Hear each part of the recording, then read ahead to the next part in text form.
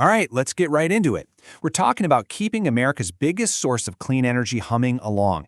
And you might think the solution involves some futuristic new tech, right? Well, the real answer is a whole lot of paperwork, but not in the way you think. So this is the big question.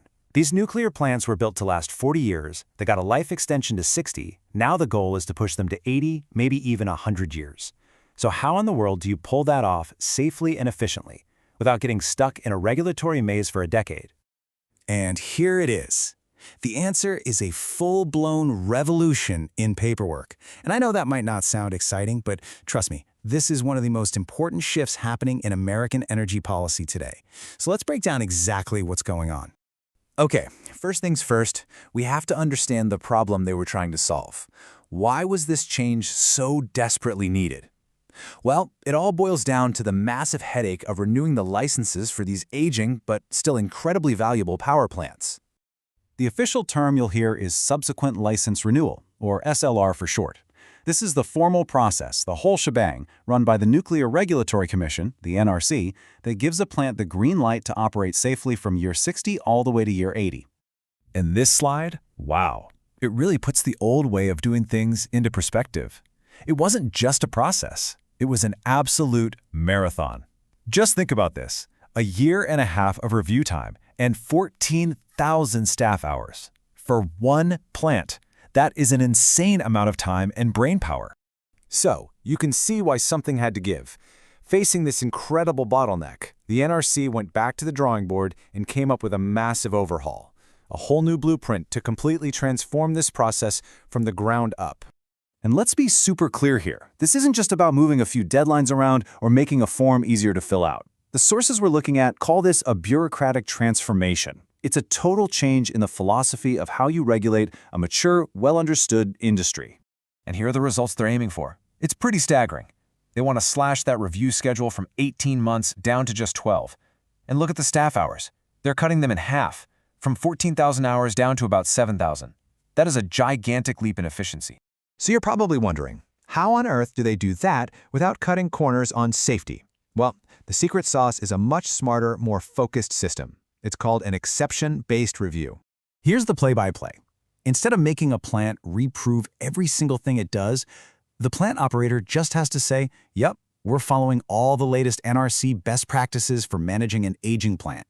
Their application then only highlights the areas where they do something different, the exceptions. So the NRC can focus all its expertise just on those unique parts, and then they verify everything else with on-site inspections later.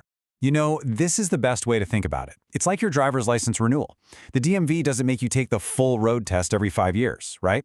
They trust you know how to drive. They just check your vision to see what's changed. The NRC is basically doing that for these veteran nuclear plants. It's a smarter, risk-based approach. Now, the other big piece of this is on the environmental side. They're cutting through a ton of red tape here too. They're using shorter environmental assessments, letting the plant operators draft the initial reports, and making public feedback more efficient. And the bottom line of all that? A potential 40% reduction in the hours spent on environmental reviews. Huge.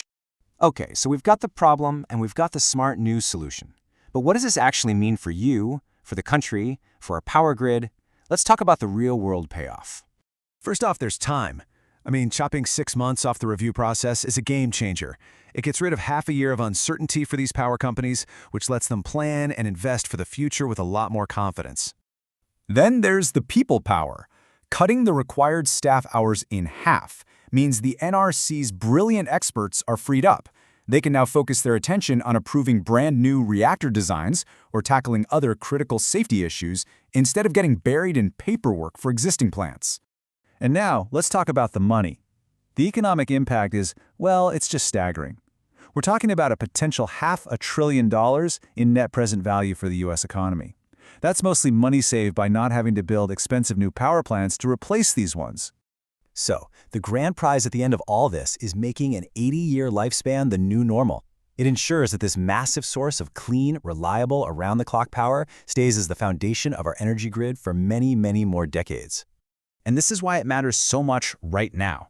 Fun fact, R94 reactors today actually produce more power than 104 of them did back in the 2000s. With the explosion in energy demand from things like AI and data centers, keeping this super reliable power online isn't just nice to have, it's absolutely essential to keep the lights on. All right, let's zoom out for a second. This big change at the NRC didn't just happen in a vacuum. It's actually a really important piece of a much bigger national strategy that's been building for a while. Just look at this timeline. You can really see the momentum building over the past few years. First, you had new laws from Congress, then a direct order from the White House, all pushing for the same thing: make this process more efficient. The NRC's new plan is them delivering on that clear message from the top. So what you're really seeing is a deliberate, thought-out national strategy in action. There's a growing recognition that updating the rules for our existing nuclear plants is one of the fastest, cheapest ways to lock in a stable, carbon-free energy supply for the future. So, to wrap it all up, what are the big takeaways here? It's simple, really. The new process is faster, cutting review times by a third. It's cheaper, basically halving the cost and effort. It's smarter, focusing on what actually matters for safety.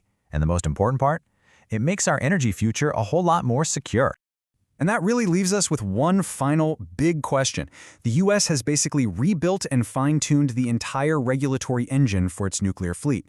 They've made it faster, leaner, and more efficient. So now, with this powerful new engine in place, is this fleet ready to start a whole new life powering America?